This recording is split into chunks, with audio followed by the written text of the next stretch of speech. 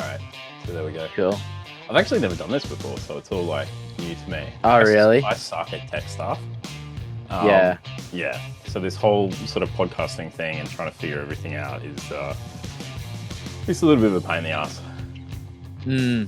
I just hate using computers and stuff like that. Like, I can usually figure it out, but I just don't like enjoy the process at all. And then I hate how once you figure something out, if like 2 months go by, it just all disappears from memory, or the thing is updated and it's all changed and shit. So yeah, I know, and it's sort of like it feels like there's this weird tension at the moment between like everything being digital and online seems so antithetical to like people who are really into art and curatorship and all those sorts of things. It's like those people want to be out in the world doing tactile things, I guess, to a certain extent.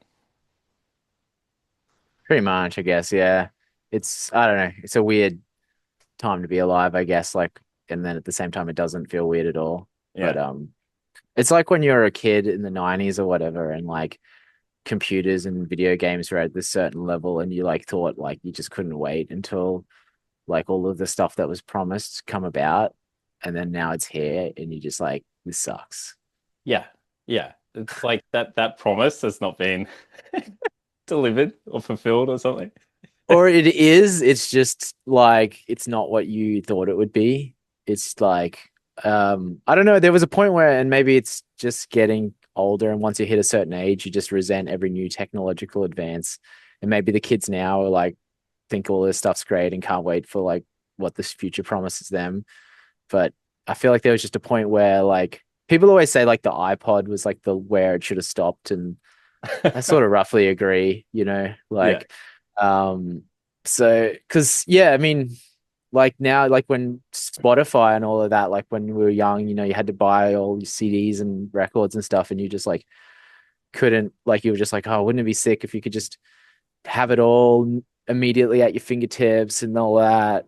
And Yeah. even when you could like download from like the Pirate Bay and then or whatever, and then you'd have to like, or Mediafire, and you'd have to burn it to a CD and then like put it in your car and stuff, and like you were just like, oh, if only I could just like whatever I wanted, and now you have it, and you just like, it just means you just don't give a shit about music anymore. Like, you just like it, like you'll listen to it and it's good, and I don't hate it. Like, there's sometimes I like it, but it just me, it's not as like, I felt like I just enjoyed music more when I had to like pay for it.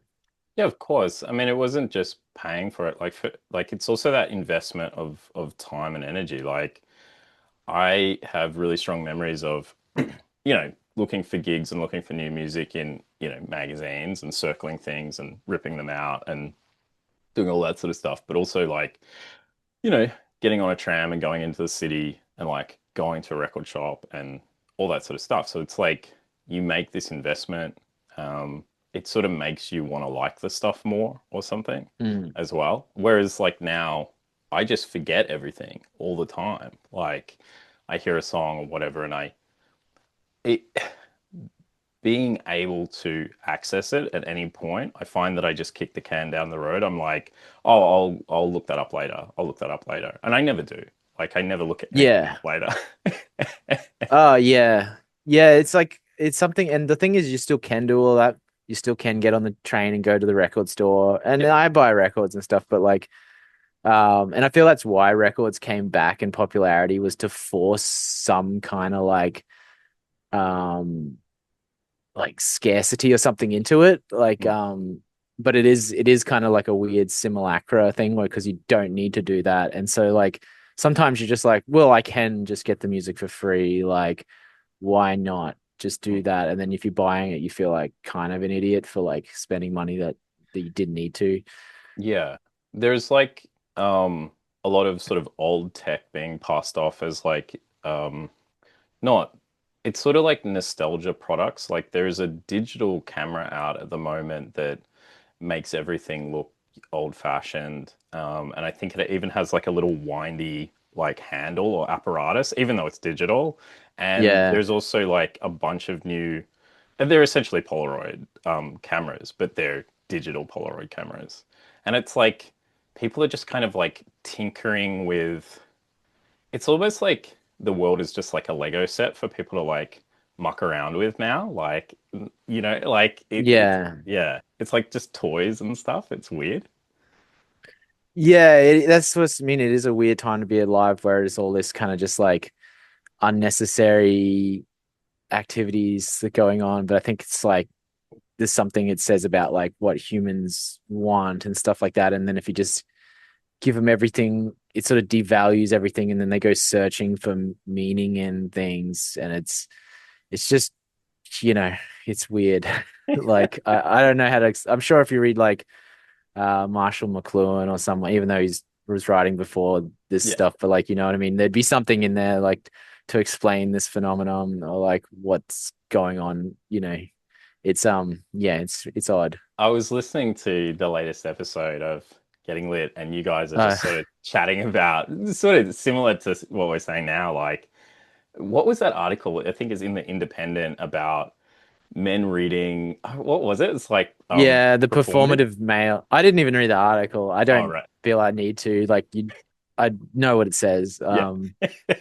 Like I'd be blown away if I read that and I was like, oh shit, like I misjudged it or something. But yeah, it's just about like essentially that like men are reading performatively, like just for like to get chicks and stuff like that. And even Sure. if so, who cares? Yeah. Who It's yeah. I'm pretty sure that's been done before. Anyway, yeah, before now. yeah, But yeah, yeah, yeah, that. yeah, But certainly, totally. like that kind of like things are a performance, and it's like, well, yeah, in every aspect of life, like you're gonna pick out one thing, you know. Yeah, it's that thing where it's like, okay, well, you're essentially saying nothing then. Like, it's like that thing, like, well, if men reading on a train is a performance, then it's like, well, everything gets shifted into that category of being a performance. And then, well, so what's the big deal about it being a performance then, if that's the case? You know what I mean? It's just tedious nonsense. It's like I think Cine summed it up where it was just like, yeah, men can't win if they don't read, then they're not reading enough, and if they do read, they're reading for the wrong reasons and all of this stuff, and or they're reading the wrong books. It's Yeah. just yeah, I don't know. We like it was just literally because we had a guest who was going to come on, and then like something happened, he couldn't make it, so we were just like, well, let's just chat. And I was like, well, there was that stupid thing I saw on Twitter the other day. Let's talk about that. So Mhm. like, and because it's a literary podcast, I thought, well, it'd be something Yeah. to comment on rather than us just talking to, what I mean? I was talking about watching Oppenheimer or something. Like no one needs to hear anyone talking about that really. I didn't mind Um, listening to you talk about Oppenheimer. That's fine for me. One thing I enjoyed about you talking about that specifically was describing your DVD collection, and it was you and your partner, fiance.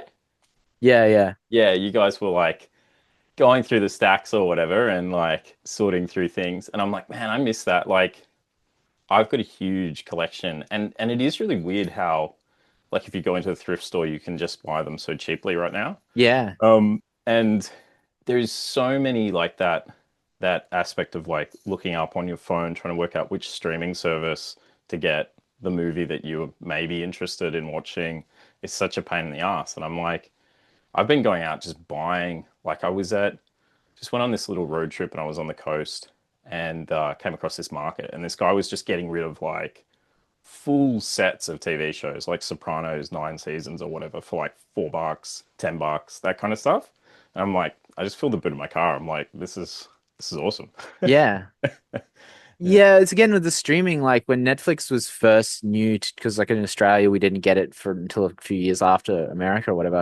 It was so awesome when it first came out. And like, Mm. then I remember very quickly, it was just that it just descended into that, like, you would just scroll for longer than you'd watch something because you're like, 100%, yeah. this looks good, but let's see if I can find something better. Yep. And then you just never end up watching any. And then you settle on something, and then you just like have this feeling that you could have picked something better. And then also what they started to do is like they just started taking stuff off. Like I remember Stan had like every Gaspar Noé, every Catherine Yeah. Breillat, like heaps of Lars von Trier, all this stuff. And I just had this like wish or whatever, like to watch list Mm. full of cool movies. And then when I went to watch them, they'd just like taken them down. Yep. And so it's like, well, I'm paying for this thing and then because there's so many streaming services, you end up paying like more than like pay TV used to cost in the 90s, like per month, just to have like Amazon, Netflix, whatever, all of them. So it's just like, yeah, you go to op shops and stuff, you can find DVDs for like 50 cents to $2. Yeah. And a lot of this, you see a lot of the same shit over and over again. But like, sometimes you find something really crazy and like unexpected there. And just like, yeah, I just, you know what I mean? And I also just know that they like sometimes edit movies. Like like they did like, with like Always Sunny or something, they'll like just take episodes down. Yeah. And so you're like, well, you can't rely on this thing to be like, oh, look, technology has progressed to this point where we just have it all at our fingertips. It's like, it's out of your control. So if you just own the DVDs and you have a DVD player, and like that night you're talking about, we were just more like, we would have had to like move the computer into the like bedroom or something to watch like streaming or something. So it was just easier to like, the DVD player was already in there. It was really why we watched the DVD. Yeah, I actually got rid of, well, I actually bought a new television to stop watching crap on my laptop in bed, like, because it was showing me crazy. And I just wanted to get like a living room space like it was back when, and yeah, put the DVDs on the shelf and, have a range of things, but sort of limit those options as well. I was thinking about like just that thing about performative male reading or whatever. It sort of brought up this thing where I was thinking about like what Sini said about like you sort of can't win. There's this mixed messaging at the moment, which is sort of like men need to be more emotionally expressive and obviously read more and all this sort of stuff, but then it gets criticized in some other way. And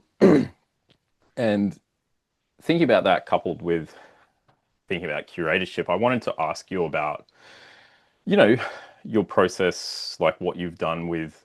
Now, I don't know everything about you, obviously, but are you still producing Rango Tango, or is that? Nah. Yeah, Now that it's just, that's not really worth the like effort yeah, for what, like, it was fun sort of thing to do at the time, but I just sort of like lost desire to do it. And once I started podcasting, I was just like, it's easier to express myself this way. And, mhm. probably more people are listening to podcasts than they are reading the zine. So I don't know, like it's a lot of work to make the zine sort of Yeah. thing. So I'm glad What? I did it, but yeah, I'm Yeah, just over it.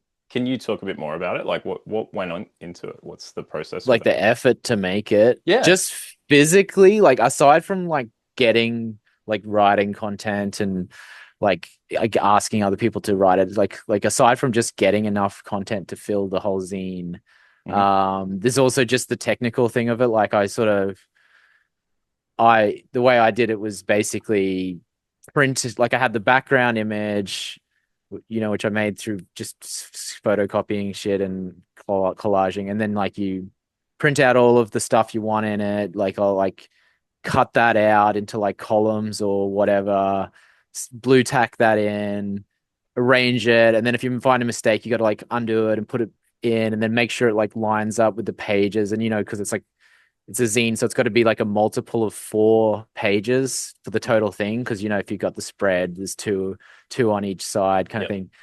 So it's just like that you're juggling with, and you're like, yeah, sticking the images in, making it the layout you want, things in the kind of the order you want it, all of that stuff, coming up with the cover image. If you just sometimes you only have an odd number of pages and you need to just fill one, so you got to like just think of something. Like usually I'll just like hit someone up like, hey, do you want to stick an ad in? I need to like fill this page. So there's all of that. And then like once you get it all like that, like I'd have it in like like a folder with like this clear slide in pages, whatever you call those. Yep. So I'd have it laid out so I could see it like that. And then once I was like, all right, it's good to go, then it's scanning it all in Okay. and then like converting it into like the right format, and then transferring it to my like photocopier printer, so then I can just like hit a button and it'll print straight off the thing. Yeah. And then stapling it all together and folding it and sending it out. So that's basically the technical Yeah. side of it. So it's like it can get exhausting, you know what I Yeah. mean, to just do that over and over again. Like at first it's kind of fun, and I like sort of mindless tasks sometimes, where if you just put a record on and I'll just do something, but after a while it just became a thing I would always procrastinate about and put off, and then be just, you know, find it tedious. Yeah, fair enough. How many issues did you do? 7. 7. Okay. Yeah. What drove you to do that? Um, well, like years and years ago when I was like 21, I was friends with this guy, Brendan Annesley, and he had a zine called The Negative Guest List, which was kind of, this is way more popular than my zine ever got. Like, and he did like 33 issues all up, and like I was playing in a couple of bands with him back then, and we were just, you know, young and partying and stuff. And Yeah. then he overdosed on heroin and died and stuff. And then so it was just like years and years later, I just kind of like I just sort of like, well, I got given like his sort of master copies, like the original, like in the folders. So I was copying his method to make the zine. So I was doing it just the way he did it as well. Yeah. And yeah, I just was sort of looking through it one day, and then I just sort of had like the thought of like, yeah, I should just do this. I had like sort of just some ideas in my head that I wanted to get out, and then just sort of started doing it, and you know, took advantage of the fact that there was people still from that world that I, you know, had on Instagram and stuff I could advertise to. So just sort of see how it would go. I had the idea that it would make me more money than it did as well. Yeah. Okay. Which, yeah, essentially that, you know, I thought it would be fun. I wanted to do it. And so I did. Yeah. Yeah. Fair enough. Yeah. So, what, you say people from that world, what world was that? Was that sort of music scene in Yeah. Brizzy or? Well, it was like kind of more worldwide. It was like that sort of like mid 2000s kind of like, Yep. I don't even know what you call it. I always just refer to it as like hipster wave. It was like kind of like a garage punk, but like kind of with like a scuzzy acid fried kind of degenerate thing. It was like, you know, just a bit before PC revival, and like people, like it was probably, you know, it was one of the last like good music movements, I think. Like there's tons of garbage in it and stuff, but like yeah, I don't know. Some it's, you know, it was what the state of like punk that was good at that stage was like. And he was a lot more into punk than I ever was, sort of thing. But like, you know, he was really good at just finding the good stuff within it, and like there's a lot of bands that I would just never know about if it wasn't for him. Yeah. So but it was also, yeah, like it wasn't just about the music of punk. Like it was also just, it was like, you know, edgy, like, and his scene was funny and edgy and stuff like that as well. So it's sort of just that's, you know, I don't think my zine was communicating the same thing his was, but it's something along those lines, you know. Yeah. Okay. Yeah. Cool. I read like an article, just on Substack. I think it was Lucy Lumen. I And know her. yeah, yeah. She just had this like little sort of newsletter post about I met um her through Brendan. yes, She, yeah. yeah. So Oh, she she had an article about, mentioned, sorry. is that what you're saying? She had an article about Brendan or something? Yeah, she mentioned you, but she was like she was just doing a recap of like four people's art that she was enjoying. This is maybe a year or two ago. And yeah, it mentioned the negative guest list, and then she'd gone back to the record shop where she used to purchase that, and she'd found Rango Tango and gotten onto you, and yeah, it was just a nice little thing. It was just a little write Yeah. up, but it mentioned those things. It was a bit of nostalgia, I think, and yeah, it was nice. I mean, I think I guess I'm curious when it comes to doing something like, I mean, with the show that you're doing with Matt at the moment, getting lit, like, I mean, you're having to read so much, and obviously with putting together the Rango Tango, like, there's so much effort. So, what? Why do you do it? Why do you make so much effort? Yeah, I don't know. You don't know? So just something, you got to do something, you know, like otherwise you go nuts. Like, why does anyone do anything? Like, um, yeah, I don't know. I think it's just a stage in my life where I just like, you know, like after Brendan's death and stuff, like it's a big wake up call, and you know, you just, if I went like I was kind of depressed for a few years after that and stuff, was largely just because of like, we just partying too hard and then your body needs to recuperate and then you hit like your sort of mid 20s. And I think for a lot of dudes, especially, like that's a really bleak period, is you're like 25 to 30 or whatever. And I don't know, I tried going to uni, studying engineering and stuff. So I just did a bunch of years of just being really boring. Hmm. And like then I was sort of trying to recapture, like I was sort of trying to chase a bit of nostalgia as well to be like recapture the feelings. And I've sort of realized like that's just impossible to do. Like I'm not gonna be able to like enjoy those things in the same way and stuff like that, and just don't have the energy. So I don't know. It was a little bit of that. I just wanted to do something. I think, if you just if you see a lot of people, they just their life just becomes, all right, well, that's it. I just go to work now and I just do these same boring things, and you just slowly keep doing that until you die. So you're trying to break that cycle a bit, which is harder than it looks. And yeah, I mean, now, like, honestly, like, I like reading. So sometimes it gets a bit much when I have a lot to read, or especially if I just like would prefer to be reading something else, but I have to read this other book. Like, it's not that bad. Like, I just, I try not to be on my phone too much and don't really, you know, I don't do that much other stuff. So, like, I have time to read, and podcasting's easy enough and it's fun. So Yeah. it's less work than the zine was. Mm.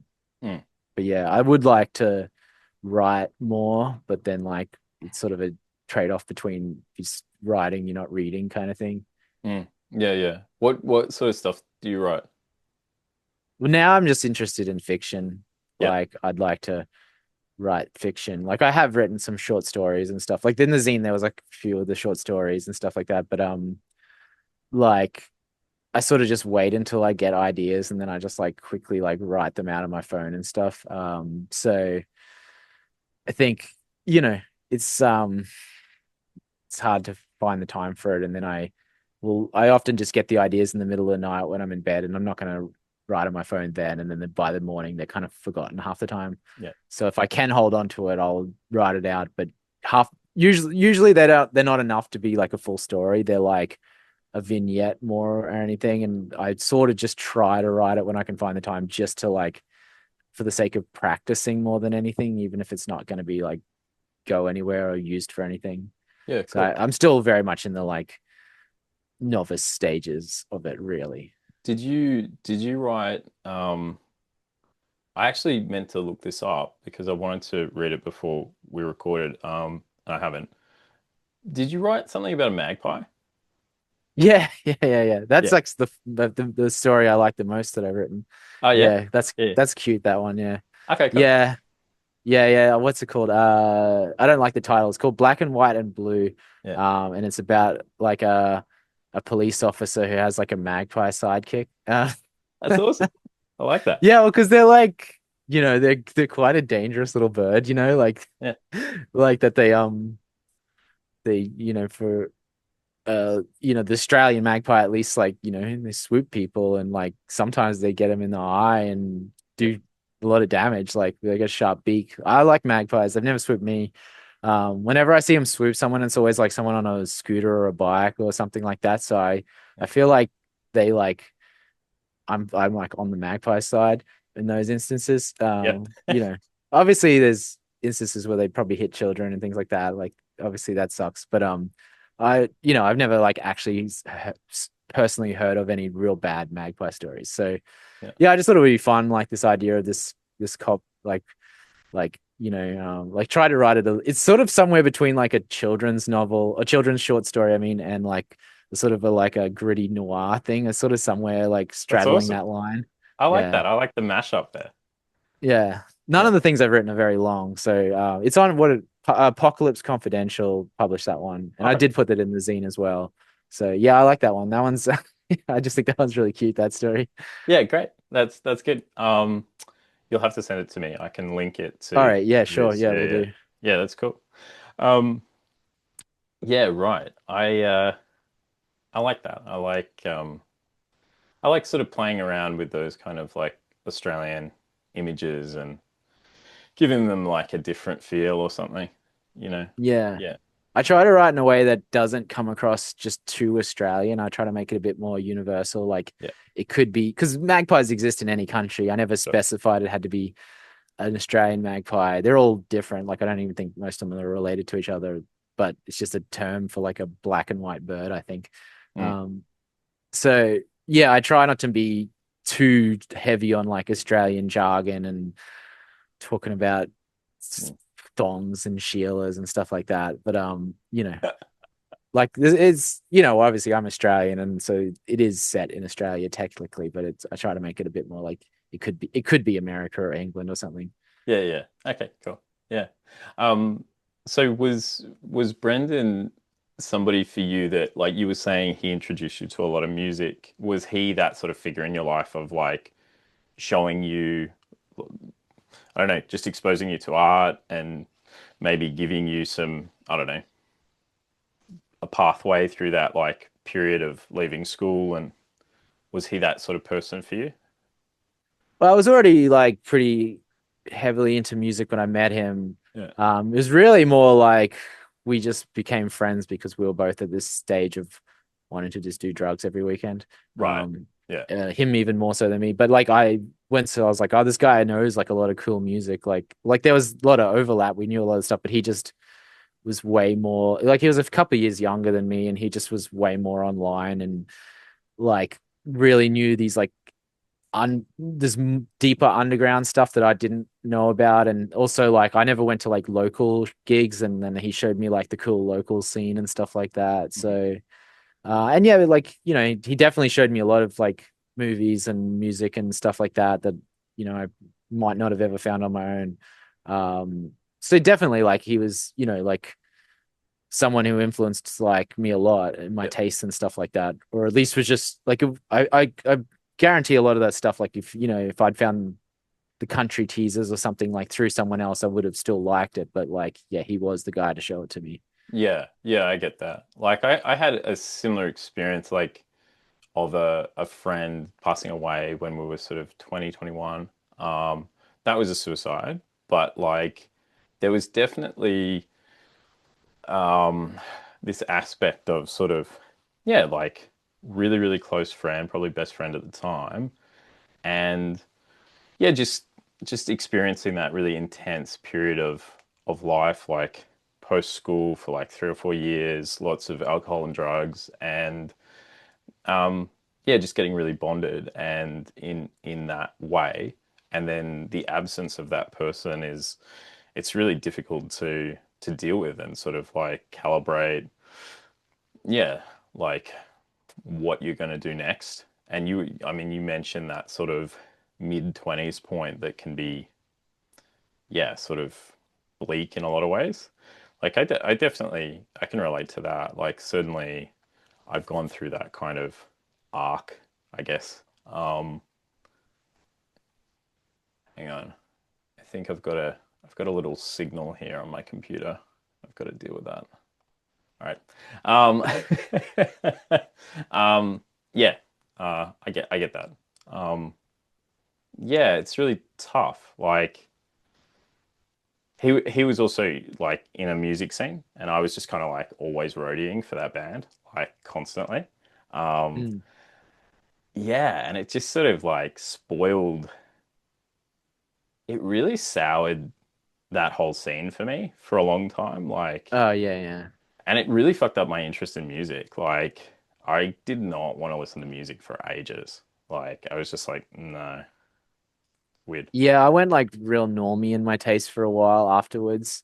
Like I remember after he died and it was kind of like a sort of I don't know if you'd call it a wake, but we went to like some pub in Spring Hill, and then all these people were just getting into like arguments about whose fault it was and all of this stuff. And I just didn't want to be around any of them anymore. And I just like sort of stopped going to gigs and went to uni. And then I was like just listening to like LCD Sound System and shit like that for a few. Like I still listen to some stuff, but I just stopped. Like I just had like I find if I get depressed, I listen to like less weird music. I listen to more poppy sort of stuff. Um, yeah, like I said, it was also just brain chemicals of just like serotonin levels being zapped and just feeling, I just remember feeling just exhausted all the time. Like it's just, I just didn't have, I was just tired and just didn't have energy. Like, and I just needed to like recoup and refigure things out. But then you still like miss the fun and stuff, and you just have to figure out new ways to like get excitement and stuff in your life. And Yeah. yeah, like just, yeah, just it makes you like, and then, enough time goes by and you start to be like, yeah, I kind of miss some of that stuff. And then I did start going back to some gigs and stuff. And I was like, yeah, now I'm kind of too old and it's not, you know, it's not that fun really. And is exhausting and can be expensive too, just paying for like Ubers and drinks and everything out. So Mm. I don't really go to that many shows anymore, like unless it's something I really want to see. Yeah. Yeah, fair enough. Yeah, it's sort of it becomes this kind of like yeah, it just changes your relationship with that stuff. I definitely sort of backed away like really hard for a while and just I think it kind of set me off like down this pathway of like on the one hand really wanting to sort of make my own art and like do my own writing and all that sort of stuff. But then also kind of becoming a lot more isolated and sort of just moving away from friendship groups and moving away from like big nights out and stuff like that. I just sort of was like, I don't know. I got really, really like narrowed in with academic study, which like didn't really lead anywhere particularly positive anyway in the end. But yeah, that's how that sort of shook out for me. Yeah. Hmm. Mm. Yeah, it's probably like pretty. The story was for a lot of men is probably somewhat similar and just has some sort of variation on that. Like, and maybe that's just sort of like an initiation into like middle age or something like that. Yeah. You just because yeah, like your early 20s are a big party for most people, and then like at some point there's just sort of like the come down and the hangover of it that you have to like deal with. Or you could do the other thing where people who just don't stop partying and just like try to resist it, and that looks like way worse, like to be like you become a meth addict or something if you do that.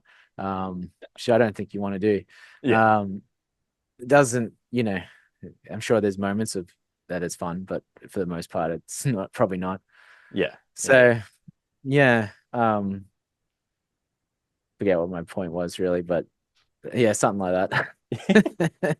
Yeah. I don't know. Like, I don't know how to address all that stuff. I go through different stages and of whether I should be like trying to speak to it more directly. I've been mucking around with some little things on YouTube where I've been doing something like that. But, not that anyone's watching my YouTube channel. But like, yeah, I don't know. Sometimes it's like maybe I'm overanalyzing it. Like I'm thinking about it Mm. too much and it's like, I don't know.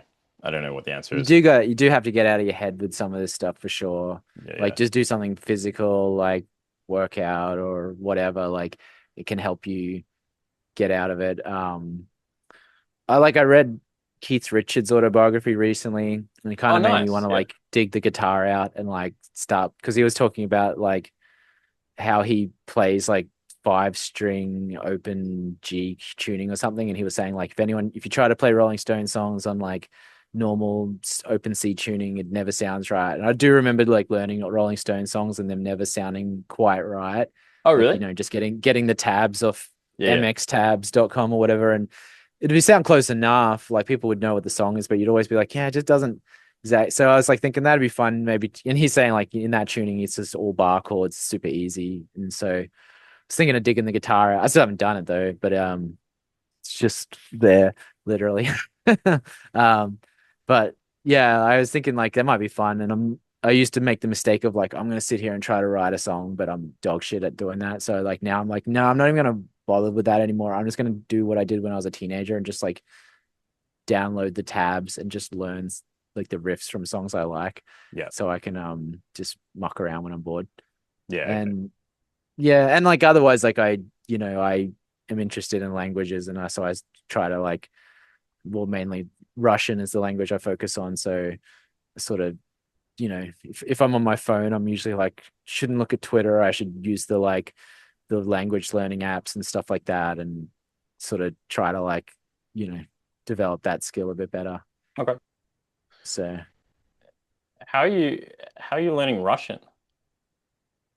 Um, well, the moment I'm all right at it. Like I know the grammar, which is one of the most difficult parts of it. Alphabet's easy, and it's just basically I'm at the point where I just got to like use it more to get like more natural with it. Yeah. But fortunately, there's a lady, one of the customers at work, who's actually Russian. So like when I see her, I have like short little conversations and stuff, which is like helps is way more useful than like a year on like Duolingo is. It's because you like the real time of like hearing it and Yeah. trying to respond in real time, and also because you're just like there's sentences you can sort of like your mind I think graphs onto like something that's real, whereas like Duolingo is it'll be like a ridiculous sentence you'd never use or whatever, like the purple dog was drinking lemonade or something like that. You so when you're just talking, even if it's just like, oh, the wind is strong today, like why did you move to Australia, things like that, because it's like actually there's some kind of like emotional connection. I think your brain stores the information better that way. Yeah. um and yeah, just because like the way they speak is very fast, and like in English we don't pronounce every syllable and every little letter and stuff like that, so sort of getting used to like hearing them speak like that. So Yeah, okay. um Yeah. but I feel like to really really get fluent I just need to go to Russia and just be like stuck in situations where like literally English isn't an option. Yeah. Yeah. I really think that's like in a lot of ways the best way to learn anything is just the, be absolutely forced into it. Mm. Yeah, just I make do it. French as well because it's just much easier. Yeah. And like I today I was at an op shop and I found Babel 17 by Samuel Delaney, but it was in French. Yeah. And I was like, then I was like, well, whatever, everything's half price here today. Like I could probably, if I committed to it, like I could probably get through this. Yeah. Because yeah, French is almost English, like compared to Russian. So Yeah, it's okay. Yeah, it's a lot yeah. easier. Yeah. Um, That's cool. That's really cool. Oh, I just spotted the dog back there. I mean, I think I was aware of it, but your dog or no, yours. oh, it's a cat. Is that a cat? That's a cat right there. Who's who's the cat? Saskia is her name. Oh, look at her. She's cute. Yeah, she is cute. Come here. No, she doesn't want to, but she's coming. Oh, nice one. Nice one. So I've got Apparently, it. female gingers are kind of rare. Yeah? Yeah, so they usually apparently will turn out like tortoise shell or something, but Oh, she's a female ginger. So, okay. There you go. and her name Saskia means Saxon woman, so like redhead woman. But we didn't even name her that. She came with the name, so we just How call her did kitten usually. how did you get on? How did you get her? Some guy on my missus's Facebook or something was like saying he was getting rid of his cat, Yeah. like, and anyone wanted to like take it, and then so we went and he was like had like bone cancer or something, like he was in a wheelchair, and he was just like, oh, I can't take care of the cat right now, and then we sort of like she was cool, and we're like, yeah, we took her, and then she's ours. Okay. And How long have you had I her? don't know, 8 years maybe, Oh, something like really? that. Whoa. Yeah. Yeah, that's ages. Yeah, yeah. Yeah. No, she's good. She's a real good cat. Doesn't really cause any problems. Doesn't even like want to go outside. Like she'll like unless we go outside. Like she's just like you don't have to worry about her like fighting other cats in the neighborhood or running off or anything like that. So Yeah, nice. you got Yeah. a cat, right? I think I remember you talking about that on Yeah. Getting Lit. Yeah, yeah. Yeah, Kingsley. He was living under the house next to us, which was like an abandoned house that got demolished. I think it got demolished last year. I started feeding him, I think, around February last year. Um, and then progressively he just started coming in because he was like just living under that house, like in the dirt, like Yeah. and eating rats, I think. And then as well as So other. you got a scrapper. Yeah, yeah, he's absolutely massive now. Like he's huge. When he first came along, he just had this like nose that was really covered in all these like scratches and scabs and stuff. But yeah, once we gave him flea treatment and all that sort of stuff, and kept him in a little bit more, he's chilled out. He's he won't move out of my armchair though. Like I've lost my armchair in the evenings, and I, I tried to win a battle of the wills against the cat, which you're doomed to fail. And yeah, tried to move him on from it like recently, right? Took all his stuff out of the chair, like the rug and the little pillow that he likes, and um, but yeah, it doesn't matter what I do. He's back trying to get into it. Like doesn't matter whether you're in it or I put like a foam roller across it, like Mm. sort of like a blocked signal or something. But he just like contorted himself around it and like, you know, just went to sleep with it like on his head. And I'm like, okay, all right, fine. So what if you're sitting in it? Does he just sit on you, or is he like try to fight you or something? He's trying to fight you. He's like whacking your elbow or your knee. Like, Yeah. yeah, Yeah, that's the thing. Like, I remember when we got this cat, and first, like, the guy was like, "This is the vet I go to. You should go there," and like whatever. And then the lady just like never went back to that vet because she just lectured us and stuff. And she was like, "You've got to be spending this much time teaching it tricks and all of these things. Like, cats get bored and all this stuff."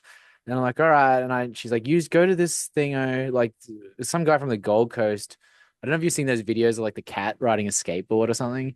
It was like it was like at that guy. It was like had these like, and then you like pay $2 for like how to like train a cat to come video like, and so I was like did it. It like literally had no tips I wouldn't have been able to figure out on my own. It was basically like use food as an incentive and like just keep.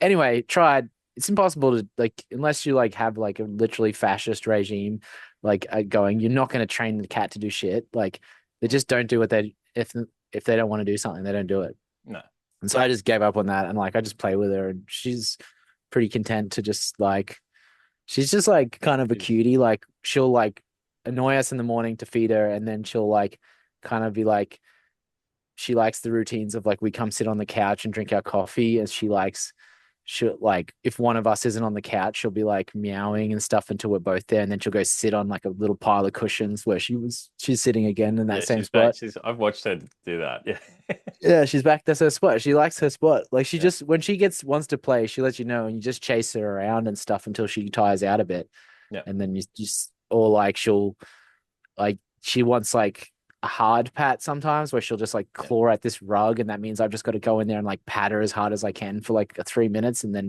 then she'll like seem satisfied with that. So yeah, I don't know.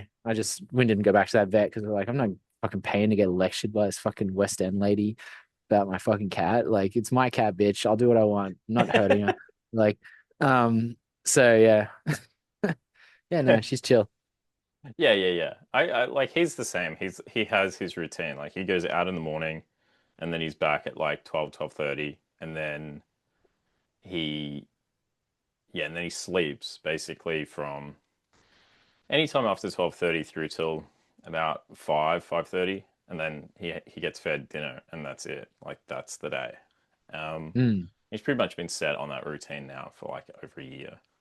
And like there's certain little spots that he wants to be in during certain times. Like in the middle of the day when he sleeps, he likes to be upstairs on the bed, and then in the evenings after dinner, he wants to be on the armchair, and that's it. Yeah, yeah. Yeah, Yeah, well, she's like at nighttime because we'll go into the bedroom and read or whatever. So like, but on Friday nights we like tend to like play the PlayStation. yeah, And so like last night we're like she goes in the bedroom and you can just hear she like meow, meow. We have to like kitten, come to the lounge room tonight. We're not going to sit on the bed. We're playing on the PlayStation. And eventually she gets the message and she comes out, sits with us. Um, yeah.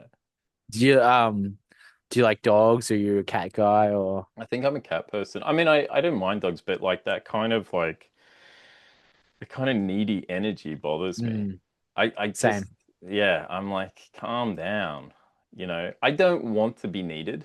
I don't like that. same, yeah. Yeah, yeah. They kind of stress me out. Um, Yeah, and like they are a lot more work and stuff, and like some people love it, like they're really happy to like, but I feel like I'd feel bad also for the dog because then I'd be like neglecting it by not walking it every afternoon and yeah, all of that stuff. And like, yeah, doggo culture gets a bit much where you just go to cafes and people just have their dogs there. Hmm. Like, I get it. Like, I don't hate dogs. I grew up with dogs. My dad didn't like cats, so we never had a cat or anything. Hmm. But and I didn't think I liked cats until I had a girlfriend who had cats, and then eventually I was like, these things are pretty cool, actually. Like, once I realized they were hilarious, Yeah. like my experience before that was you go to people's places and the cat just disappears. Like, it didn't, you Yeah. know what I mean? Someone else's cat never like is interested in you, but when you have your own cat, it's like a different game, Yeah. like, and you see how like cute and like, yeah, they're just hilarious. Like when I like, because they're so proud and like elegant. So when they do like fuck up and like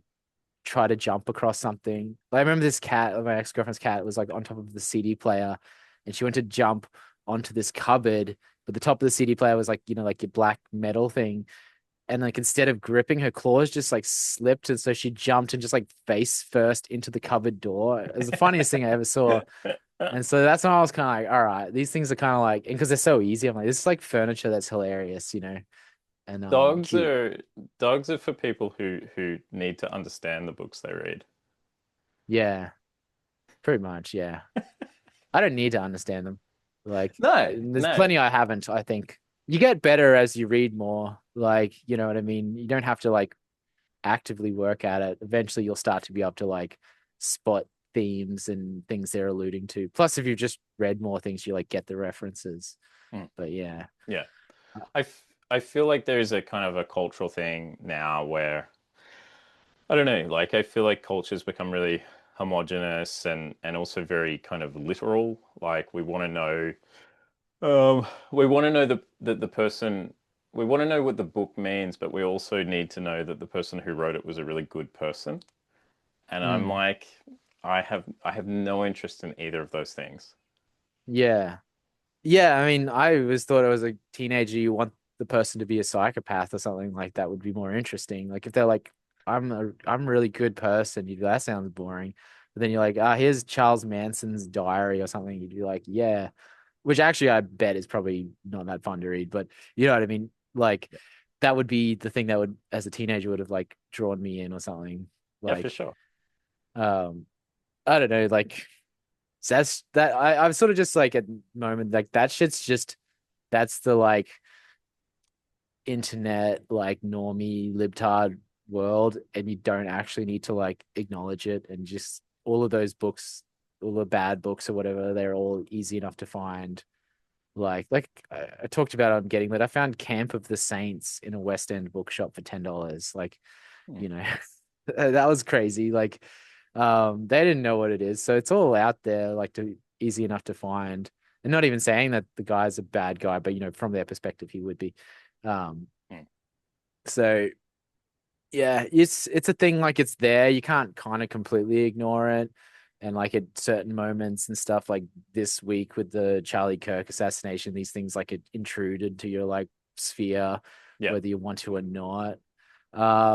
Which it's sort of like sometimes it's just like I want to read, but then the phone is actually too seductive. Like where it's like I do want to kind of like see what's going on, but usually I'm not too bad online. Like I pretty much never post online, but I'll like sometimes sort of scroll the feed a bit if I'm bored. Yep. Um, but yeah, I mean, you can't get much reading done if you're going to do that all the time. So then Yeah, I need to, 100%. Like it's very hard to navigate, yeah, the era of scrolling and streaming and all these things with, actually putting in that, what we talked about before, that investment of time and energy into, going and curating things and being out in the world. Like, those things are kind of at odds. So yeah, you've sort of got to make choices. I think when you and Cindy did I think the Blood Meridian episode, maybe.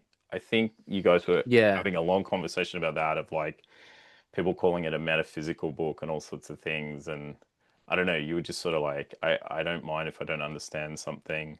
Like the way McCarthy has like, you know, things will be in Spanish, and it's like, well, if you don't speak it, you don't get the meaning, but you do because you're just reading on, and it makes sense in context. Um, I wrote a quote down actually that Matt said. He was like, um, on that point of like understanding, understanding versus experience, and he was like, I'd rather experience something than understand it. And I was like, that's so true. Like, that's awesome. Um, yeah, yeah. Yeah, I and like think, experiencing something, like the understanding of it sometimes is like collapsing the like waveform or whatever that makes it kind of magical. Like when you're in like a watching a movie and you're not quite sure what's going on can be really fun. And then once you like have figured it out, sometimes it's like, I'm bored like of it. Like it actually wasn't as interesting as I thought it was. So yeah, I mean, I definitely don't think when I was reading Blood Meridian the first time I understood what it was really about. hmm I was just like, whoa, this is just a crazy book full of fucking violence and shit. But then like since like listening to like I think like Glenn from Rare Candy really like has a good take on it and stuff like that. And like has sort of how like this is how like the fucking West is sort of made. This is how like the hamburger is made. Like yeah, if you like the world or whatever, if you like these things, like you have to accept that this is like the price of it.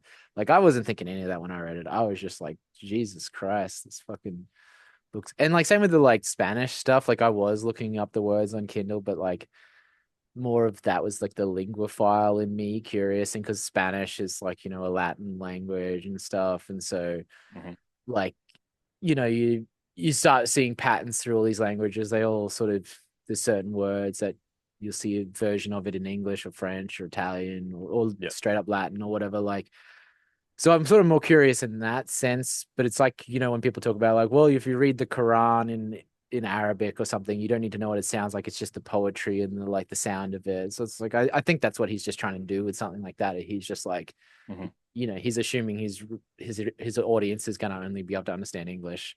yeah, And yeah, when I looked up all those things, it never like, whoa, this book would make no sense if I didn't look that up. yeah. Of course, yeah, Sorry, I yeah. did interrupt you. I'm a terrible No, no, interrupter. no, no, no. No, that's totally I fine. can't No, help no, myself. no. No, that's cool.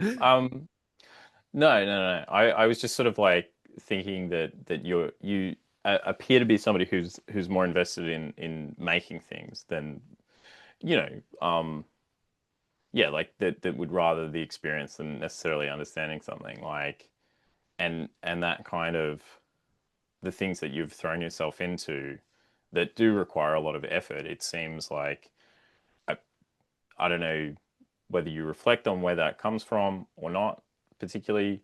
Um, but yeah, like that sort of resonates. Like I really appreciate it, I think is what I'm trying to say. Um, it's just nice, like rather than sort of being um particularly, I don't know, overly deliberate, I guess, is what I'm trying to say. Mm. Yeah. Yeah, even in Blood Meridian, there's that stuff about like trying to like put everything into a little box and like categorize things and stuff like that. I think Mhm. even he's getting at what we're talking about just on like a more poetic level or something of, but like I want to understand things, sure. Like, if your But car won't start, you want to understand why. And I'm not exactly enjoying the experience of it not starting or something like that. Um, but yeah, like, definitely when it comes to art and stuff like that, like you like if you just like look at a painting and you're like, well, that's cool. And then someone was to be like, well, you know what this is actually about and stuff. That's useful trivia, I guess, sometimes. Like it's never really making the experience better though. Like, and if with art and stuff like that, I feel like that's what you're doing with art is like there might be something deeper going on, but you are trying to just experience life. And like it's also experience human life. Like, animals don't have art and stuff like that. Like it's one of the things that separates us and gets to the yeah. sublime. And yeah, to try to quantify that and to like, well, I read this Deleuze book on, and no, I've never read Deleuze. He might be fine.